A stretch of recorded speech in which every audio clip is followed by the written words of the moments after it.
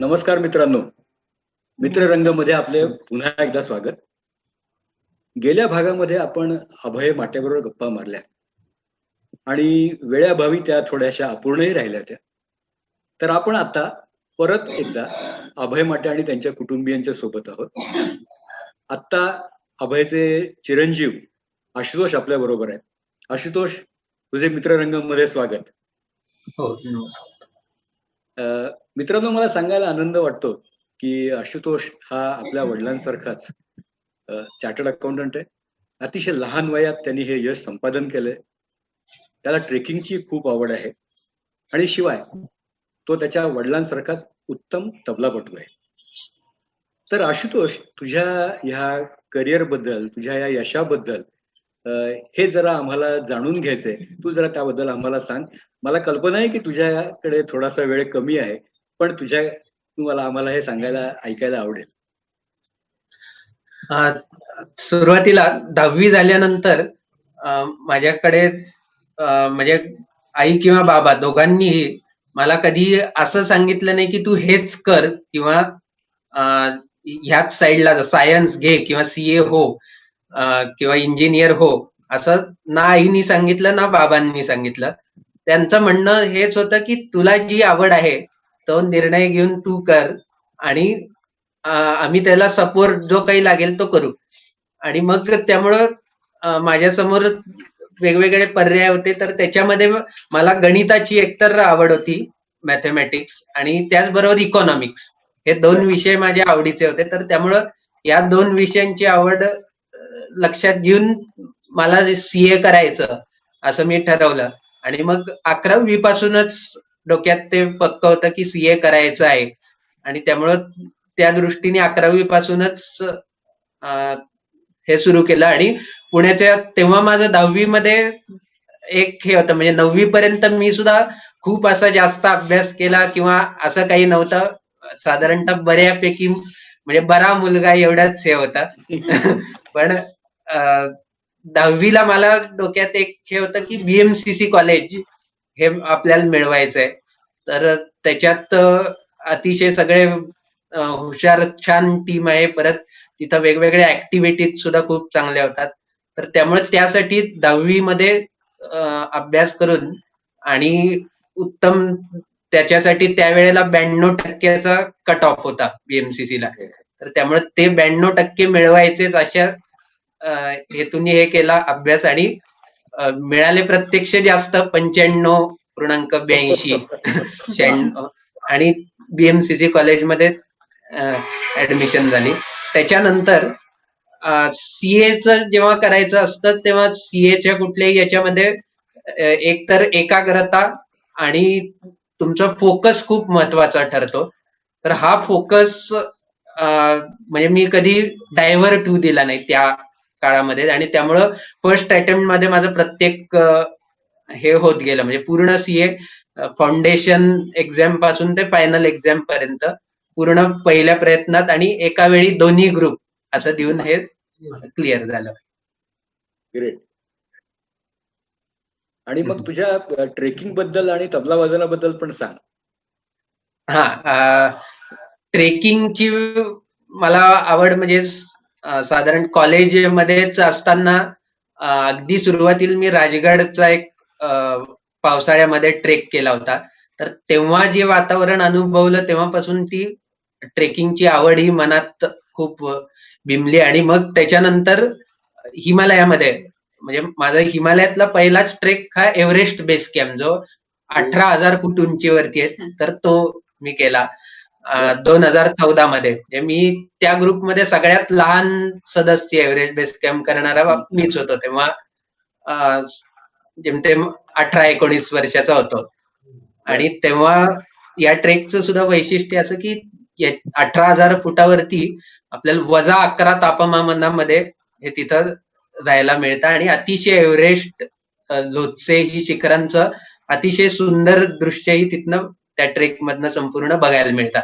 आणि नेपाळमध्ये हा ट्रेक होता, त्यामुळे अतिशय वेगळा तो अनुभव होता. त्यानंतर अन्नपूर्णा बेस कॅम्प, तो सुद्धा ट्रेक केला. महाराष्ट्रातले कळसुबाई आहे, राजगड आहे. नंतर राजगड, सिंहगड, राजगड, तोरणा असे बर 3 किल्ले एका दिवसात असं दरवर्षी मी तो करतो ट्रेक. आमचा ग्रुप आहे, त्याचा हा उपक्रम असतो दरवर्षीचा. तर तोही अतिशय 18 तासांचा ट्रेक आहे आणि कसोटी पाळणार आहे तो आपल्या ट्रेनची. तर अशा पद्धतीची सुद्धा भरपूर आवड आहे, त्यामुळे भरपूर किल्ले फिरलो. थोडस एक मध्ये इंटरप्शन.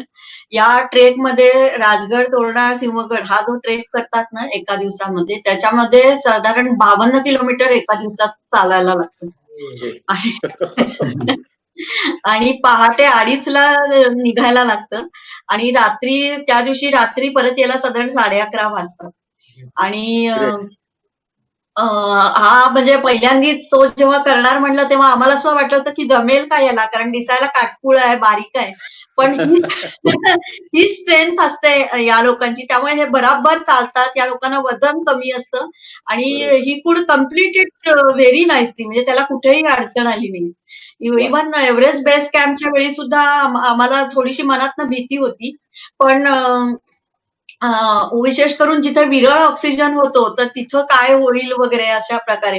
पण सगळ्यात मागे ह्याला ठेवला होता आणि म्हणजे हा करू शकेल असं, की पुढे जायला प्रॉब्लेम होता ना काही, की म्हणजे तिथं हेलिकॉप्टरनी जायचं असतं. तर त्या हेलिकॉप्टरच्या फेऱ्या ज्या असतात त्या ठराविक वेळीच होऊ शकतात. तिथे ऍक्लमॅटायझेशनसाठी वेळ द्यावा लागतो. म्हणजे जे लोक करू शकणार नाहीत असं वाटलं तर त्यांना ऍक्लमॅटायझेशनसाठी वेळ मिळावा म्हणून त्यांना आधी पाठवलं, आणि हा ईज मध्ये करू शकेल म्हणून याला त्यांनी मागे ठेवला होता, की त्या हेलिकॉप्टरनी त्याला सगळ्यात शेवटी पाठवला म्हणजे त्यांनी. आणि काही जणांना खरंच अशी वेळ आली, म्हणजे वाईट असतं तसं तिथे, की वरती जर का श्वास घेता आला नाही तर तुमची ऑक्सिजनची लेवल कंटिन्युअसली मॉनिटर करावी लागते, आणि नाही तर मग तुम्हाला तसंच त्याच पावली खाली पाठवावं लागतं, घोड्यावरून नाही तर मग हेलिकॉप्टरनी. तर तसं यांच्या ग्रुपमध्ये झालं एक दोघांना, पण सुदैवाने त्याला काही झालं नाही. आणि तो एकदम म्हणजे सगळेजण ह्याला म्हणायचे की बा तू मस्त करतोयस, आणि आम्हाला म्हणजे थोडा लहान असून ना म्हणजे असं ग्रेट ग्रेट, छान, मजा आली. म्हणजे आम्ही सुद्धा एन्जॉय केलं त्याच्याबरोबर. तू तबला केव्हापासून वाजवायला शिकलास आशुतोष? मी तबला अगदी 7व्या-8व्या वर्षापासूनच वाजवत होतो, पण मध्ये सीए करायच्या याच्यामध्ये असल्यामुळं त्याच्याकडे पूर्ण फोकस असल्याने मध्ये ब्रेक घेतलेला. पण जसं सीए पूर्ण झालं तसं उलट जास्त त्याचा रियाज चालू झाला, आणि आता गेल्या 1-2 वर्षात तर परत एकदा जो मध्ये गॅप झालेली तो पूर्ण भरून काढून आता परत चांगला हे. छान. तू मला सांग की तबला वादन तर आहेच, बाकी तू सांगितलं आता ट्रेकिंग पण आहे, सीए पण झालायस, त्याच्याबरोबर बासरी वादनाचं पण तुला खूप आवड आहे, त्याच्यात पण तू नाविन्य खूप केलेलं आहेस. बासरीचं कसं झालं की मला म्हणजे राष्ट्रीय स्वयंसेवक संघाच्या घोषामध्ये मी वंशी शिकलो, आणि तिथं वंशी वादन केल्यामुळं ती आवड डेव्हलप झाली, आणि मग आता त्याच्यामध्ये दरवर्षी मी घोषामध्ये सहभागी होतो संचलनात संघाच्या. छान, धन्यवाद आशुतोष. तू आमच्या बरोबर आलास, तुझा जो बहुमूल्य वेळ आहे तो आम्हाला दिलास. आणि माझ्या मित्रांनो मला सांगायला आवडेल की आता त्याला जरा जायचंय, कारण तो आता विवेकानंदांवरती एक भाषण देणार आहे, तर त्यासाठी त्याला आता जायला लागणार आहे. पण आशुतोष, तुला आमच्या सगळ्यांतर्फे, नुमोविये मित्रांतर्फे अभिनंदन आणि तुझ्या पुढच्या वाटचालीसाठी शुभेच्छा. धन्यवाद. आता आपण अभय उज्ज्वला वहिनींकडे येऊयात. उज्ज्वला वहिनी, आम्हाला माहिती आहे की तुम्ही उच्च विद्या विभूषित आहात, तुमचं करिअरही वेगळं आहे, तर आम्हाला जरा त्याबद्दल ऐकायला आवडेल.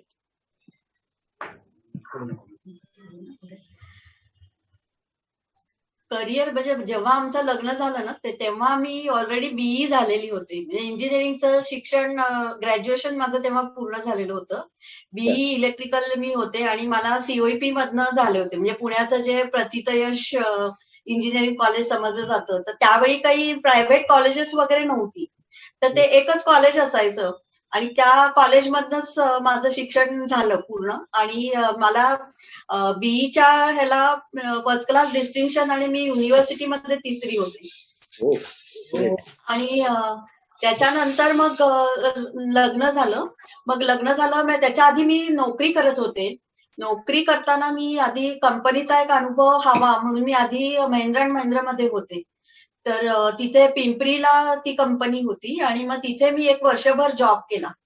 आणि त्याच्यानंतर मग बाय चॉईस मला टीचिंग प्रोफेशन मध्ये यायचं होतं. म्हणजे मला शिकवायला आवडायचं. तर त्यामुळे मग आणि मग तेव्हा संधी पण चालून आली. तेव्हा गव्हर्नमेंट पॉलिटेक्निकचे इंटरव्ह्यू झाले होते एमपीएससी तर्फे. तर मग त्या एमपीएससीच्या ह्याच्यामध्ये इंटरव्ह्यू दिला आणि त्याच्यामध्ये माझं सिलेक्शन पण झालं. हम्म. आणि तिथे मला नोकरी मिळाली. मग जानेवारी 89ला मी तिथे लागले आणि त्याच्यानंतर जुलैमध्ये आमचं लग्न ठरलं. जुलै 89ला. आणि मग त्याच्यानंतर जेव्हा ही नोकरी घेतली तेव्हा मनामध्ये असा थोडासा विचार होताच की लग्नानंतरच्या आयुष्यासाठी टीचिंग मधलं करिअर हे जास्ती सोपं पडेल असा एक थोडासा बॅकग्राऊंडला मनामध्ये विचार होता.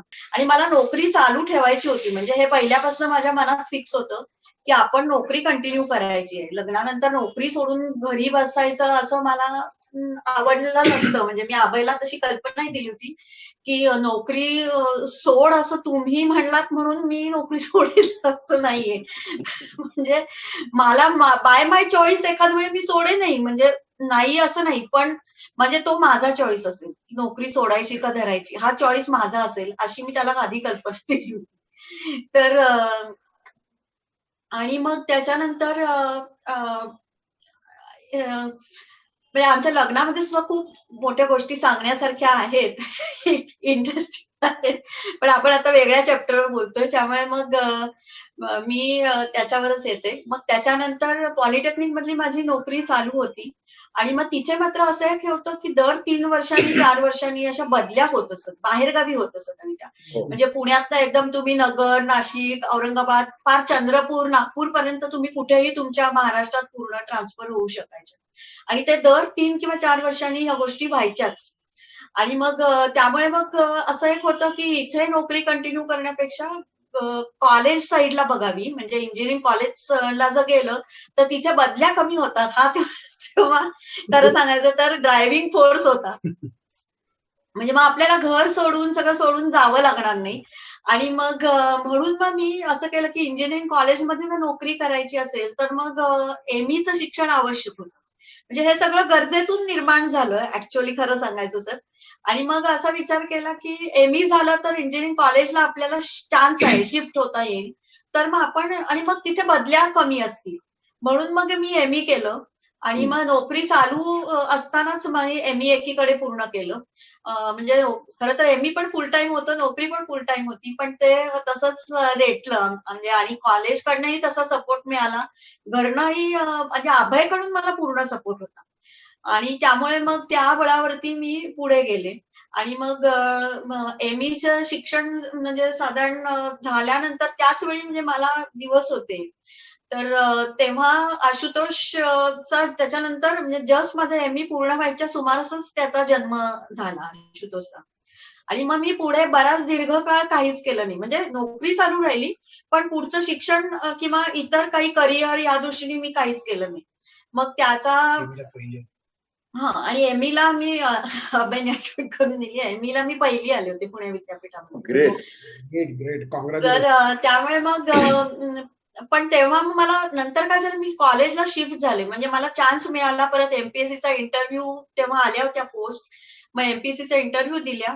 आणि त्याच्यानंतर मला इंजिनिअरिंग कॉलेजमध्ये माझं सिलेक्शन झालं आणि मला बाय चान्स पुण्यामध्येच मिळालं. म्हणजे पोस्टिंग पण मला पुण्यातच मिळालं.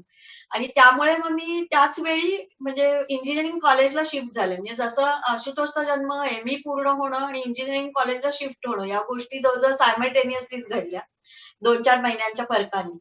आणि मग तेव्हा मग मी बराच काळ पुढं काही केलं नाही. म्हणजे फक्त कॉलेजची नोकरी चालू राहिली. आणि मग आशुतोष जसा 8वी-9वीत आला तसं मग त्याच्यानंतर असं झालं की आमच्या कॉलेजच्या इथे सुद्धा असं सुरू झालं की आता पीएचडी करणं आवश्यक आहे. पीएचडी करा सगळ्यांनी. सीओईपी हे जास्ती ऍडव्हान्स कॉलेज म्हणजे सगळ्यातलं प्रथित यश म्हणून तिथे मग आता सगळ्यांनी पीएचडी करा असं सुरू झालं. आणि मग मी पण ठरवलं की हो आपण करू शकतो. तर पहिले बरेच म्हणजे वर्ष असं होतं की IITतच तेव्हा पीएचडी करायची सोय होती. पुण्यामध्ये पीएचडी करण्याची इंजिनिअरिंग साईडला तरी गाईड नसत आणि रिसर्च सेंटर नव्हतं. त्यामुळे तशी सोयच नव्हती म्हणजे पुण्यात. आणि अगदी गाईड आमच्या डिपार्टमेंटला असला तर एखादा तेही रिटायरमेंटला आलेले, नुकतेच रिटायर झाले. म्हणजे जेव्हा मी त्या स्टेजला आले की आता मी करू शकते पीएचडी, तेव्हा ते रिटायर झालेले होते. तेव्हा आणि माझं असं नव्हतं की म्हणजे काही जणांचं असंही होतं की मी IITत जाऊन पण करेन. पण मी तेवढी हे नव्हते की मी घर सोडून मी 4-5 वर्ष तिकडे जाऊन राहीन पूर्ण आणि पूर्ण पीएचडी वर कॉन्सन्ट्रेट करीन, असं माझं स्वप्न कधीच नव्हतं. त्यामुळे मी असं ठरवलं होतं की जे काही करेन मी ते इथे घर सांभाळून पुण्यात राहून माझ्या मुलाचं सगळं करूनच करेन आणि त्याला आणि माझ्या मुलाला सोडून मी काही कुठे जायची नाही. म्हणजे पीएचडी करण्यासाठी वगैरे बाहेरगावी मी जाणार नाही असं होतं. म्हणजे थोडंसं त्यामुळे मला करिअर माझं बाजूला ठेवावं लागलं. पण मी ते ऍक्सेप्ट केलं की we have to accept something. पण म्हणजे माझ्या दृष्टीने माझं घर ह्याला प्रायोरिटी होती. त्यामुळे मग मी ते केलं नाही. आणि मग नंतर जेव्हा अशी संधी मिळाली की इथे काही लोक म्हणजे आम्हाला कळत होतं की आमचेच काही कलिग तिकडे जाऊन पीएचडी करतायत IITत जाऊन मुंबईला किंवा दिल्लीला आणखीन अशा खरगपूरला आणि जिथे कुठे आहेत IIT अशा ठिकाणी कानपूरला. तर असेच काही लोक आता ते परत येतील जेव्हा तेव्हा आपला गाईड उपलब्ध होईल आणि तेव्हा मग आपण करू शकतो अशी तेव्हा परिस्थिती होती. आणि मग ते जेव्हा करून आले इथे पूर्ण तेव्हा आशुतोष साधारण एक 9वी ला आला होता आणि त्याची 10वीला तो जेव्हा गेला तेव्हा मी पीएचडीला ऍडमिशन घेतली. म्हणजे आमचं त्याची 10वी आणि माझं पीएचडी एकाच वेळी सुरू झालं. आणि आमच्या इथे तेव्हा खूप स्ट्रिंगन म्हणजे विशेष करून आमच्या डिपार्टमेंटला इलेक्ट्रिकल डिपार्टमेंटला खूप स्ट्रिंगन निकष होते. म्हणजे त्याचे की त्याचा जर्नलला पेपर झालाच पाहिजे एक चांगल्या जर्नलला. म्हणजे ज्याला IEEE म्हणू आपण IEEE म्हणू किंवा एल्सेवियर, स्प्रिंगर, टेलर फ्रान्सिस अशी जी एकदम स्टँडर्ड पब्लिकेशन्स आहेत जी फॉरेनहून होतात प्रकाशित. तर तिथे म्हणजे कुठला वशिला किंवा हे असं चालतच नाही. म्हणजे ते सगळीकडे आपलं दाणं कणखणीत माजणारं असेल तर तिथे आपल्याला होतं म्हणजे आपलं. पण त्याला आपल्याला खूप मेहनत करावी लागते आणि प्रॉपर डायरेक्शननी जावं लागतं. नुसतीच मेहनत पण उपयोगी नाही. कारण कुठेतरी आपण खणत बसलं तर काही रिसर्च आउटपुट हाताशी लागणार नाही. पण आपण जर प्रॉपर डायरेक्शननी एका फोकस करत गेलो आणि तिथे जर आपण खणलं म्हणजे आपल्याला प्रथम रिसर्च गॅप सापडली पाहिजे आणि मग ती रिसर्च गॅप एकदा आयडेंटिफाय झाली की मग त्या दृष्टीने आपण कन्सिस्टंटली प्रयत्न केले पाहिजेत की मग कधीतरी कुठेतरी काहीतरी होतं. म्हणजे अगदी रोज थोडं थोडं थोडं थोडं थोडं थोडं असं करत करत ते जायला लागतं. ती फार म्हणजे काय म्हणायचं त्याला तुमच्या पेशन्सचा हे पाहणारी प्रोसेस आहे.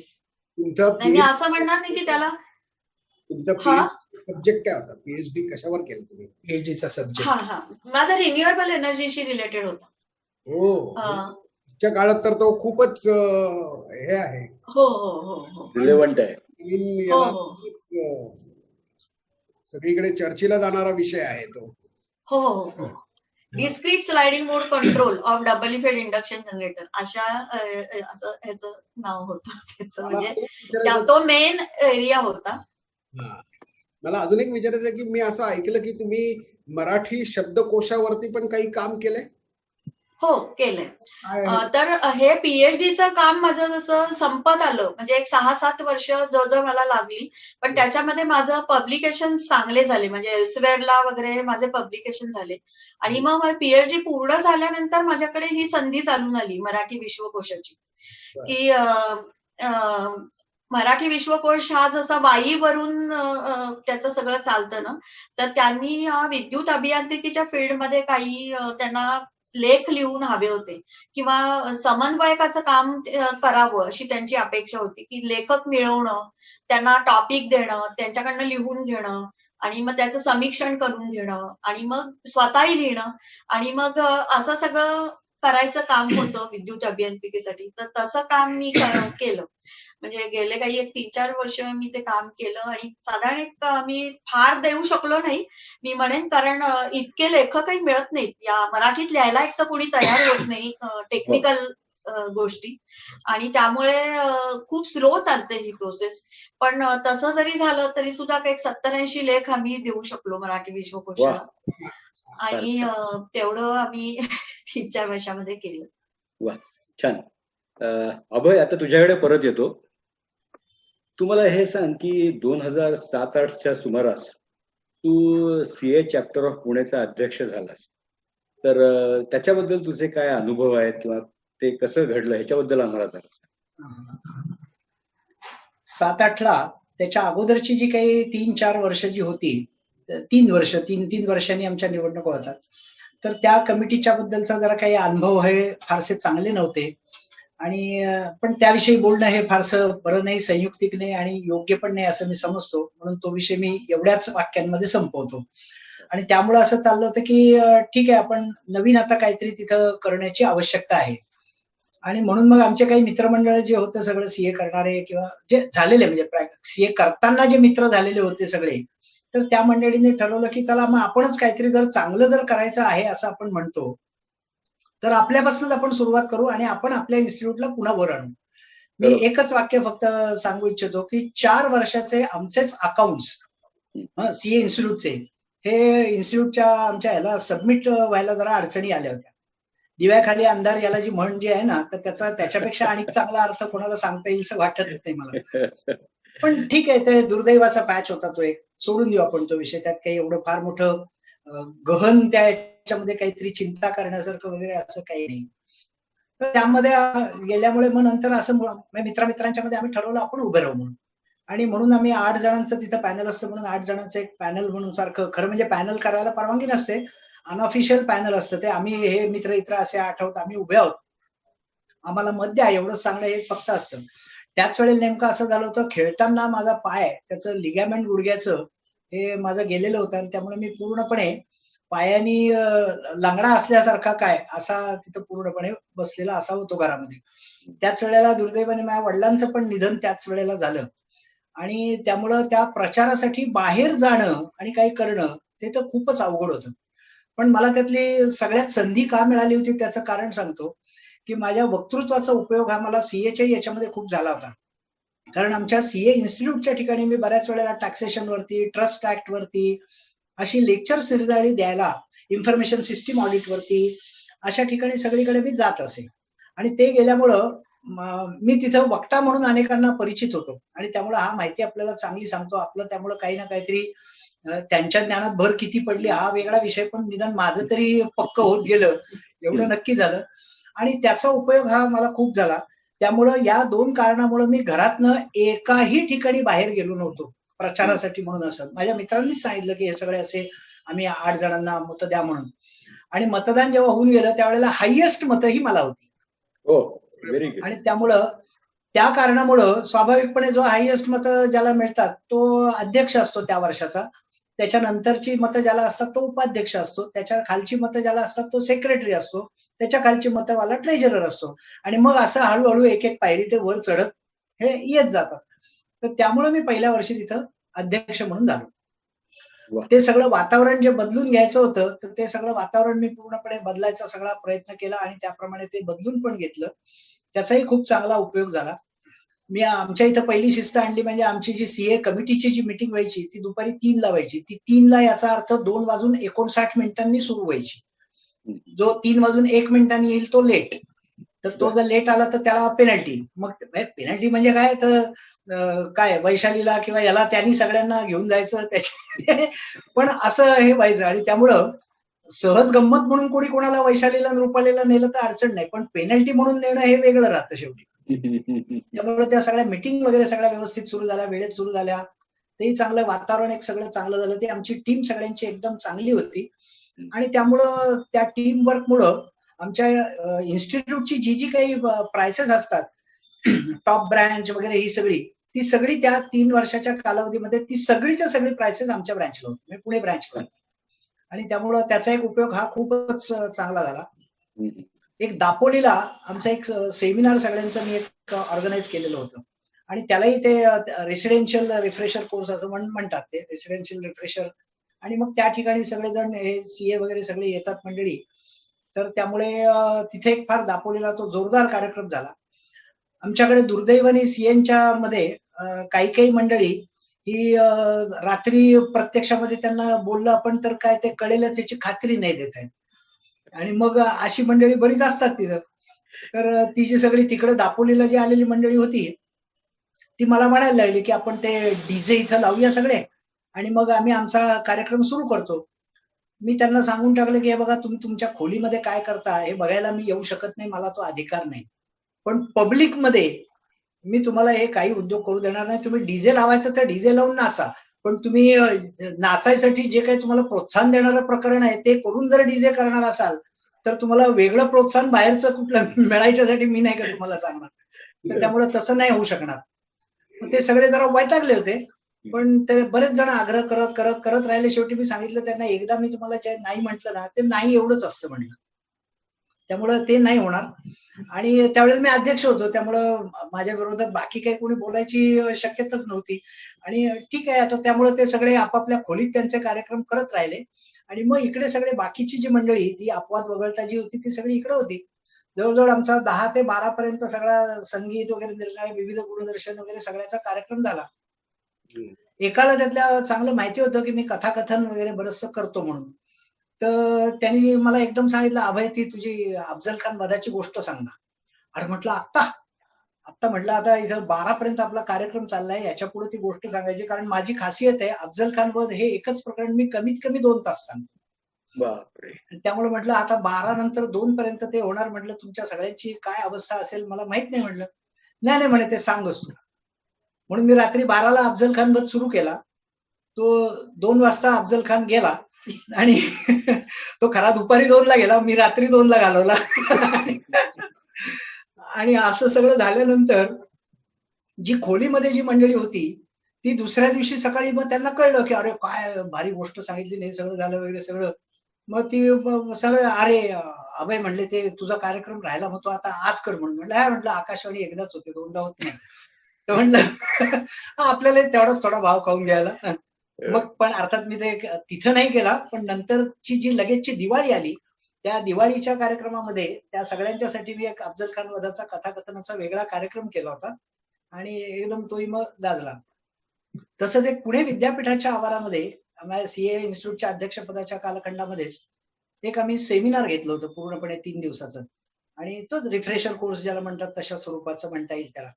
आणि ते घेतलं होतं. त्याला एकूण चार्टर्ड अकाउंटंट्स मधले 560 जण ते त्या सेमिनारला उपस्थित होते.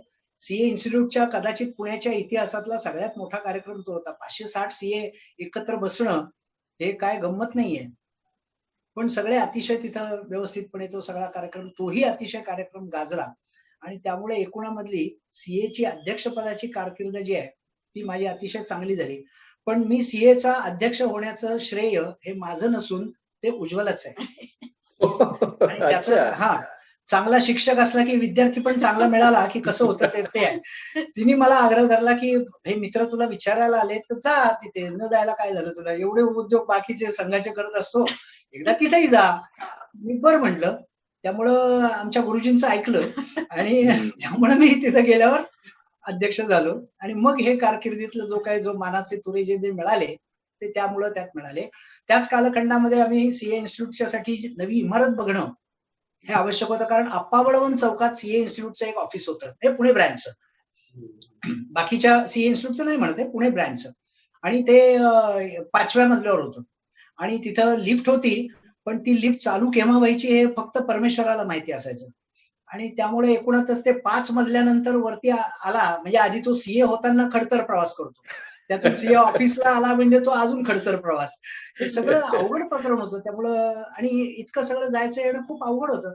बरं त्यात जर दिवे गेले तर त्या 5व्या मजल्यावरती पहिल्या 2 मजल्यावर फक्त दिसायचं, पुढच्या मजल्यांवर काही डोळ्याला, शेवटच्या मजल्यावर पुन्हा सूर्यप्रकाश आला की तेवढं दिसायचं. हे जर संध्याकाळी झालं तर दिसणं हा प्रकार शून्य होता. आणि इतक्या सगळ्या ह्याच्यातनं त्यामुळे आपल्याला वेगळी इमारत घ्यायची आहे असं हे आमचं सगळ्यांचं ठरलं. त्या पद्धतीने आम्ही सगळ्यांनी मिळून कामाला सुरुवात केली.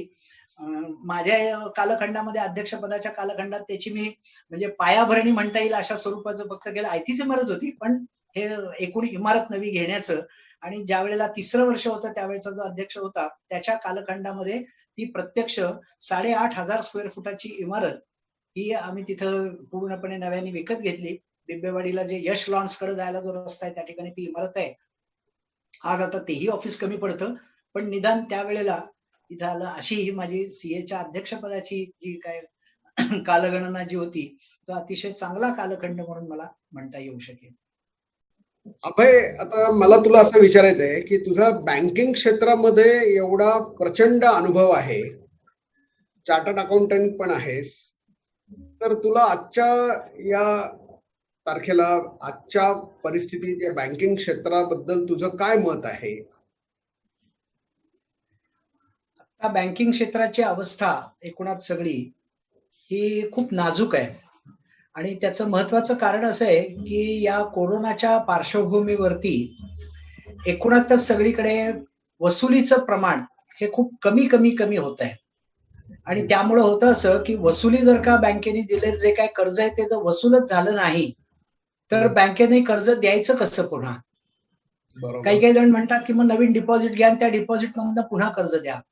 आता डिपॉझिट ठेवायला येणाऱ्यांची संख्या सुद्धा जरी बँकिंग क्षेत्रामध्ये भरपूर जण येत असते डिपॉझिट ठेवायला, तरी सुद्धा आता ज्यांचं कर्ज पूर्वी ज्यांनी घेतलेलं आहे आणि ज्यांचा व्यवसाय आता हा खूपच आता या कोरोनाच्या पार्श्वभूमीवरती नाजूक झालेला आहे, ती मंडळी नव्याने कर्ज उचलायला तयार नाहीयेत. आणि मग अशी परिस्थिती होते की पैसे जर का नुसते जर फिक्स डिपॉझिट घेऊन ठेवली तर त्यातनं जे काही व्याज द्यावं लागणार आहे बँकेला ते व्याज देण्यासाठी जर का वसुली आणि म्हणजे इंटरेस्टची वसुली, कर्जावरचं व्याज आणि जे कर्ज जे आहे त्याची वसुली जर झालीच नाही तर सगळं बँकिंग सेक्टर हे धोक्यामध्ये येऊ शकतं अशी परिस्थिती आहे. आणि म्हणून सरकारने सुद्धा अतिशय चांगली पावलं काही ही उचललेली आहेत. 6 महिन्याचा मोरटोरियम देणं, व्याजदरामधली सूट देणं, ज्यांचं ऑलरेडी ज्यांना कर्ज दिलेलं आहे ज्यांचं खातं हे चांगलं आहे त्यांना पहिल्यांदा 10% होते, मग नंतर ते 20% केले. 20% कर्जाचं जादा वाटप करणं आणि सगळ्यात महत्वाची गोष्ट जी सरकारने केली ती म्हणजे अशी की जर का एखाद्याचं कर्ज हे दुर्दैवाने जर बुडीत झालं तर सरकार त्याला गॅरंटी देते, म्हणजे मग सरकार त्या कर्जाची परतफेड करेल. अर्थात ते बघूनच की म्हणजे कर्ज हे याचं का बुडलं, हे केवळ दुर्दैवामुळे बुडलं का बदमाशीमुळे बुडलं? बदमाशीमुळे बुडलेल्या कर्जासाठी काही सरकार मध्ये पडून ते परतफेड वगैरे काही करणार नाहीये. पण दुर्दैवामुळे कुठल्या ना कुठल्या तरी या व्यावसायिक कारणांच्यामुळे जर बुडलं तर सरकार त्याची परतफेड करेल अशा स्वरूपाचं हे आता आणलेलं आहे. आणि त्यामुळं कदाचित अजूनही एक 3-4 महिन्याच्या कालावधीनंतर बँकांची परिस्थिती ही पुन्हा एकदा चांगली नव्याने यायला लागेल. 31 मार्च 21चं बॅलन्स शीट हे बँकांचं कसं असेल हे सांगणं खूप अवघड आहे, कारण त्याच्यामध्ये वसुली नेमकी किती होणार आहे हेच सांगता येत नाही आणि त्यामुळं बॅलन्स शीट कसं असेल हे पण सांगणं अवघड आहे.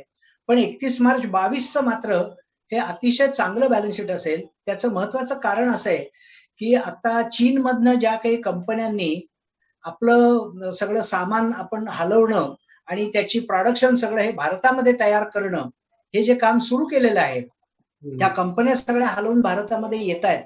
तसंच या सरकारने ज्या काही गोष्टी या स्वयंरोजगारासाठी, आत्मनिर्भरतेसाठी ज्या सुरू केलेल्या आहेत त्यामुळे जी काही एम्प्लॉयमेंट वाढलेली आहे आणि जी काही नव्याने इथं येणारी ज्या काही अर्थसंधी ज्या उपलब्ध होत आहेत, उद्योग संधी उपलब्ध होत आहेत, याचा परिणाम दिसण्यासाठी म्हणून 1 वर्षाचा ते 1.5 वर्षाचा कालावधी हा आरामात जाईल.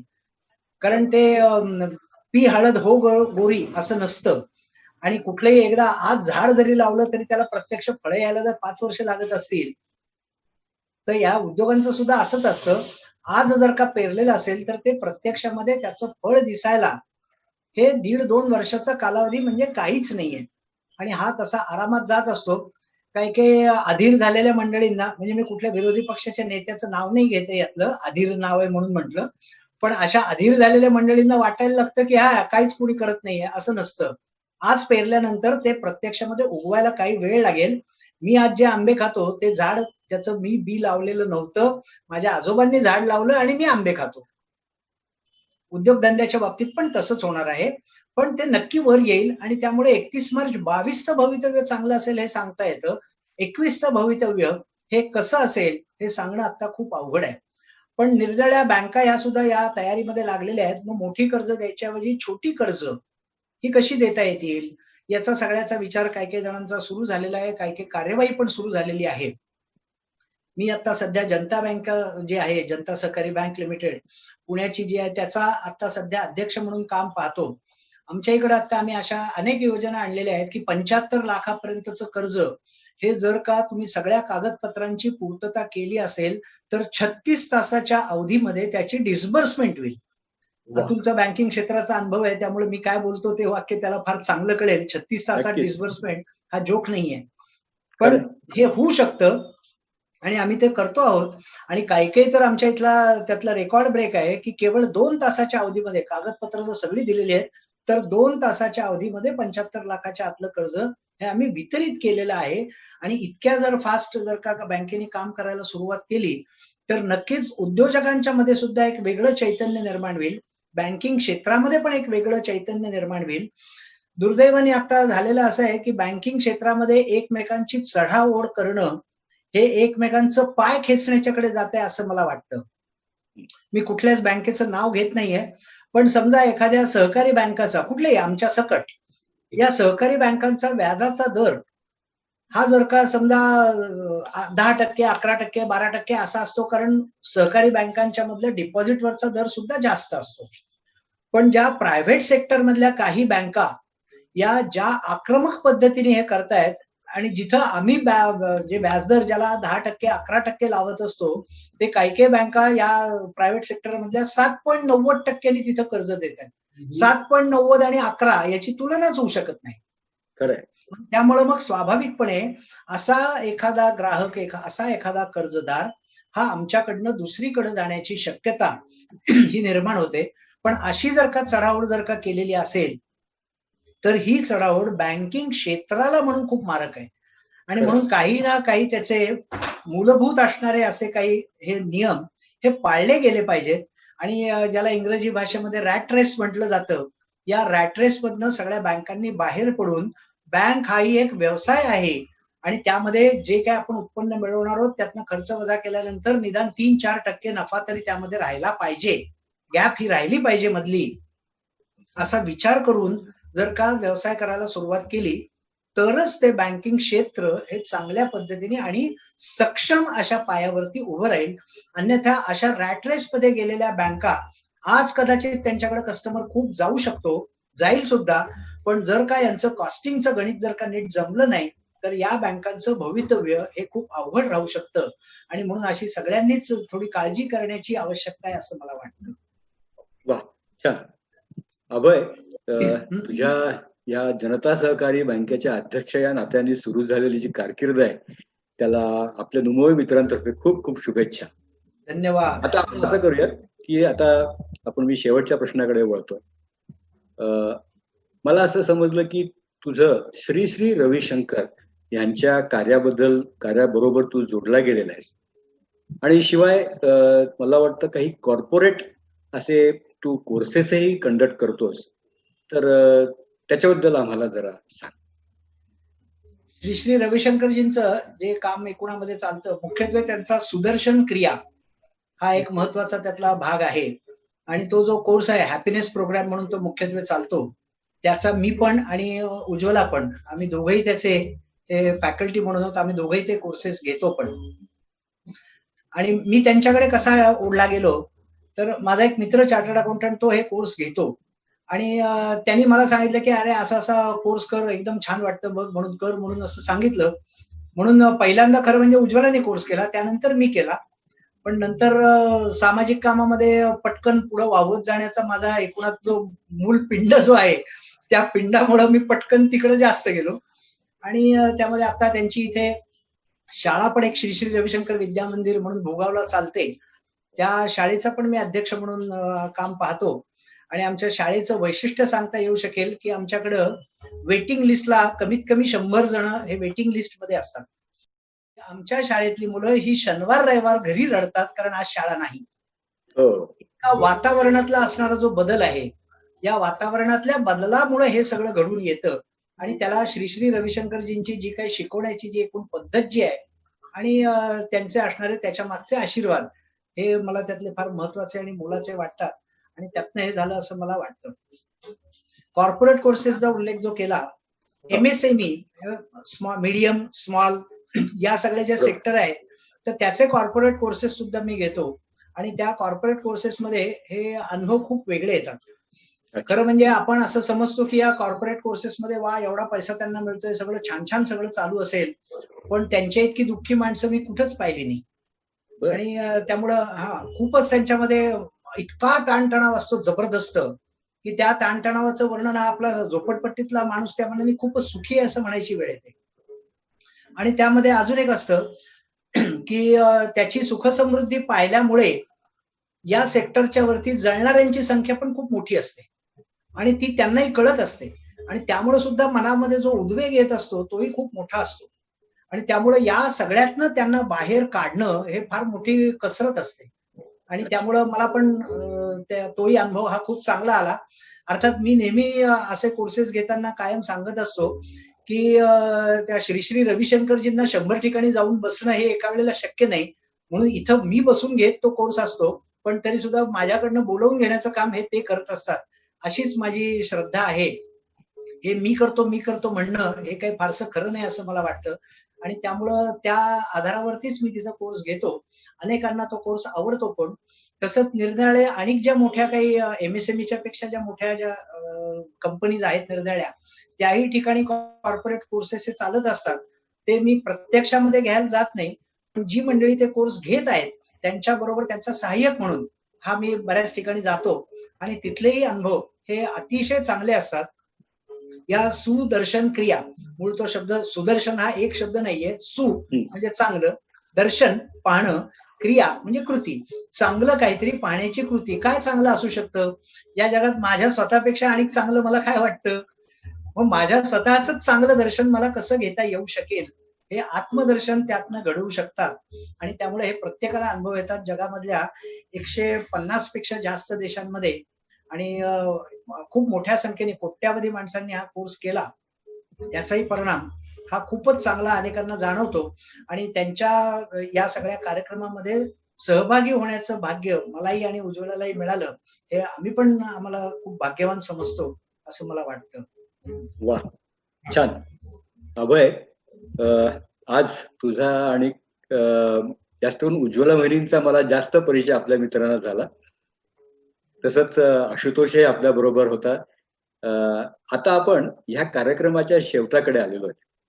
आता ह्या कार्यक्रमाची सांगता आपण तू आणि आशुतोष यांच्या तबला आणि पखवाज यांच्या युगल वादनाने आपण करणार आहोत. तर तो कार्यक्रम आता होईल आणि मित्रांनो, हा कार्यक्रम आज आपण इथेच संपवतोय. तर आमच्या ह्या मित्ररंगच्या चॅनलला लाईक करा, शेअर करा आणि सबस्क्राईब करा. धन्यवाद. त्या कार्यक्रम हा संपवण्याच्या आधी एक फक्त छोटीशी गोष्ट की तुम्ही दोघांनी सुद्धा हा जो वेळ इतका मोठ्या प्रमाणावर दिला आणि या मित्ररंगचं जे काही सगळी पायाभरणी इतकी सुंदर केली की नक्कीच त्याची इमारत ही खूप छान उभी राहील आणि असा तेजोमहालय हा तुमच्या दोघांच्याकडनं सगळ्यांना आपल्या मित्रांना बघायला मिळतोय. त्यामुळे तुमच्याही दोघांचं मला मनापासून कौतुक करावं असं वाटतं. एवढे एफर्ट्स घ्यायचे, मनापासून सगळं करायचं, व्हेरी गुड इनिशिएटिव्ह आणि इन्व्हॉल्वमेंट खूप आहे तुमची दोघांची. त्याच्याबद्दल म्हणजे आभार हे फार वरवरच आहे, म्हणून ते आभार मानत नाही, पण कृतज्ञता मात्र जरूर व्यक्त करतो. नक्की आपण पखवाज आणि तबला याचं आपण युगल वादन ऐकूया आणि मग सांगता करूया. धन्यवाद.